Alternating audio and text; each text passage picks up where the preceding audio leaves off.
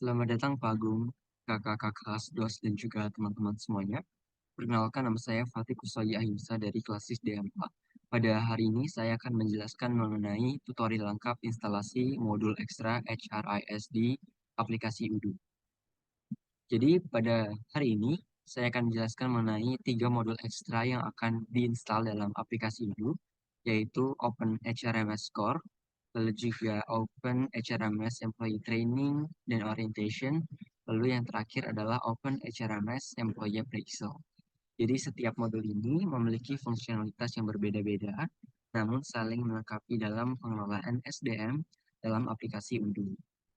Jadi sebelum kita menginstal ketiga aplikasi tersebut, kita perlu mempersiapkan hal-hal yang harus dipersiapkan. Yang pertama-tama, kita harus mengubah aplikasi Udo ini ke bagian developer mode. Jadi caranya kita bisa membuka aplikasi Udo SOL-nya melalui localhost 8070.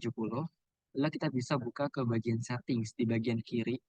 Dan di bagian kiri ini ada 9 titik ini kita klik lalu kita cari bagian setting. Ketika sudah masuk setting, kita akan scroll ke bagian paling bawah. Lalu nanti akan muncul tampilan developer tools. Di sini kita akan coba klik activate the developer mode. Setelah itu, setelah activate developer mode, kita perlu menginstal 3 modul Udo tambahan, yaitu 3 modul yang sudah saya sebutkan sebelumnya pada website Udo. Setelah ketiga modul tersebut sudah terdownload, kita mencoba untuk mengekstrak ketiga file tersebut ke dalam folder add-ons yang terdapat dalam instalasi Udo SOL. Jadi dalam kasus ini saya punya folder Udo dan npm ini, lalu ada folder add-ons. Di sini ketiga file tersebut kita ekstrak ke dalam folder ini. Di sini akan muncul seperti ini beberapa file. Selanjutnya, setelah kita mengekstrak, kita akan memulai konfigurasi untuk setiap modul. Kita akan lakukan satu persatu. Jadi yang pertama, untuk yang modul ekstra Open HRMS Core, kita bisa pertama-tama buka Visual Studio Code dulu. Lalu kita bisa menambahkan variabel baru pada file Udo configuration. Jadi di sini bagian ini, bagian config, kita klik ke dalamnya, nanti akan ada file Udo configuration. Lalu kita tambahkan add-ons underscore path slash mn slash extra add-ons. Selain itu, kita juga harus memastikan bahwa di dalam file docker compose YAML yang sudah dibuat, itu mengandung konfigurasi yang sama. Di bagian ini. Setelah kita memastikan bahwa semua konfigurasi sudah tepat, kita perlu memodifikasi file Python yang ada di folder HRMS dashboard. Di folder tersebut, kita masuk ke bagian pertama-tama bagian models dulu. Kita buka file HRMS dashboard.py. Kita akan masukkan import pandas. Lalu untuk yang bagian broadfactors.py itu ada di folder report, kita juga tambahkan import pandas. Seperti itu. Setelah import pandas ditambahkan ke dalam kedua file tersebut, kita save. Lalu kita perlu menginstal pandas ke dalam Docker kita. Jadi di sini kita bisa lewat terminal menggunakan perintah docker exec strip it. Nama kontainer Udo di sini Udo 220608.1 gitu. Jadi di sini kita akan bisa menginstal library dari pandas ke dalam Docker.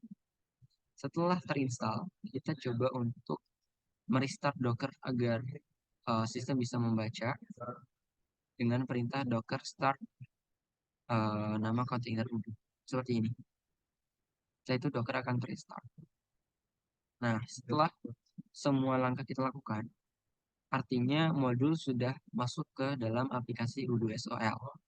Sebelum kita bisa menggunakannya, kita perlu untuk mengaktifasi modul tersebut secara manual. Dengan cara kita dapat membuka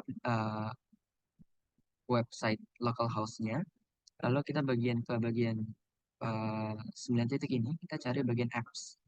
Setelah bagian apps, kita akan masuk ke bagian search, lalu kita perlu menekan HRMS. Gitu. Jadi kalau misal di sini ternyata belum ada, kita perlu melakukan update apps list. Di sini untuk tab-tab yang ada di sini hanya akan muncul ketika kita sudah mengubah ke developer mode di bagian settings. Jadi ketika nanti sudah kita klik update uplist, seharusnya modul ini sudah muncul dan sudah ada. Setelah itu kita pilih HRMS Core, lalu kita akan tekan activate seperti itu. Jadi akan seperti ini, kita activate. Setelah itu kita akan balik lagi diarahkan ke bagian sini sih biasanya. Setelah ini, seperti ini. Terus kita bisa pindah ke modul ekstra lainnya.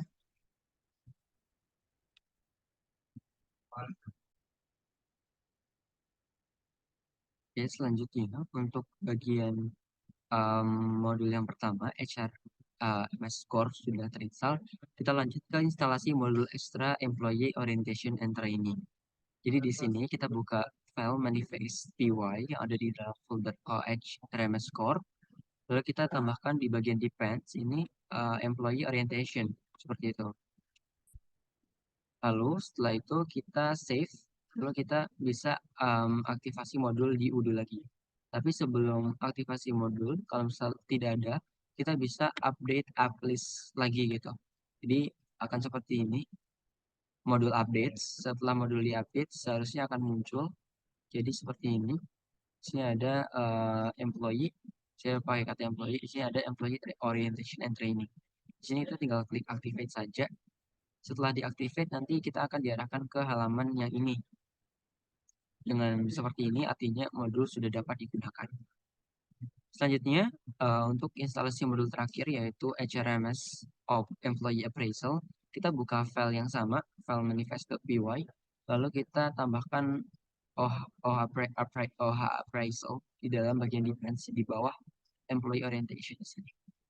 Setelah itu kita save lagi, kita aktivasi, kita update uplist dulu, baru nanti kita cari di appraisal.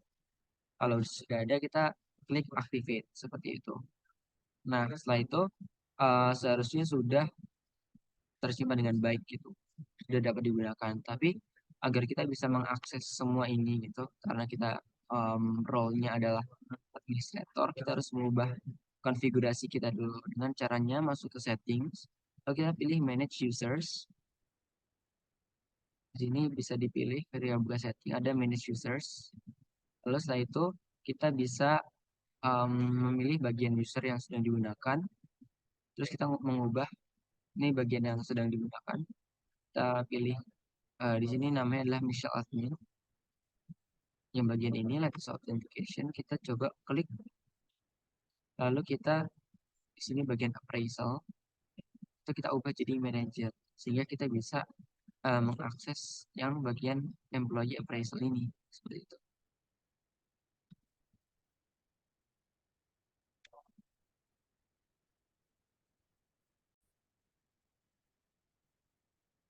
Setelah bagian ini appraisal manajernya sudah disetting, artinya kita sudah bisa mengakses yang modul appraisal tadi.